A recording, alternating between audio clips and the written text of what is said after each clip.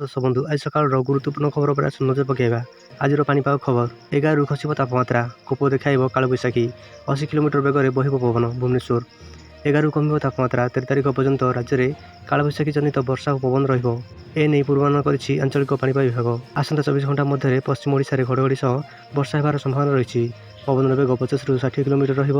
ଝଟକା ପବନ 70ରୁ 80 କିଲୋମିଟର ହେବାର ସମ୍ଭାବନା ରହିଛି। ଉପକୂଳ ଓଡ଼ିଶା, ଖୋର୍ଦ୍ଧା, କଟକ, ପୁରୀ, ଜଗତସିଂହପୁର, ବାଲେଶ୍ୱର, ଭଦ୍ରକରେ ଆଜି କାଳବୈଶାଖୀ ପ୍ରଭାବ କମ୍ ରହିବ। କାଁ ଭାଁ ପବନ ବର୍ଷା ସମ୍ଭାବନା ରହିଛି।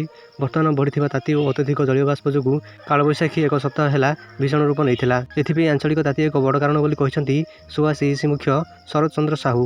କିନ୍ତୁ ଆଜିଠାରୁ କାଳବୈଶାଖୀର ପ୍ରଭାବ କମିବ। ରାଜ୍ୟରେ ପବନ 40ରୁ 50 କିଲୋମିଟର ପ୍ରତି ଘଣ୍ଟା ସମୁଦ୍ର ଆଡ଼ୁ ବହିବା ଆରମ୍ଭ କରୁଥିବାରୁ କାଳବୈଶାଖୀ ଦୁର୍ବଳ ରହିବ। ବର୍ଷା ହେବ କିନ୍ତୁ ପୂର୍ବ ଭଳି ତୀବ୍ର ରୂପ ନେବନି ବୋଲି ଆଞ୍ଚଳିକ ପାଣିପାଗ ବିଜ୍ଞାନ କେନ୍ଦ୍ର ପକ୍ଷରୁ ସୂଚନା ଆସିଛି। ସେହିପରି 14ରୁ 17 ତାରିଖରେ ରାଜ୍ୟରେ ମୌସୁମୀ ବାୟୁ ପ୍ରବେଶ କରିବ। ଅନେକ ସ୍ଥାନରେ ତୁହାକୁ ତୁହା ବର୍ଷା ହେବ। ତେଣୁ ରଜରେ ଓଡ଼ିଶା ଭିଜିପାରେ। ପଞ୍ଚାୟତର ରାଜସ୍ୱ ବଢ଼ାଇବାକୁ ସରକାରଙ୍କୁ ଟାର୍ଗେଟ୍।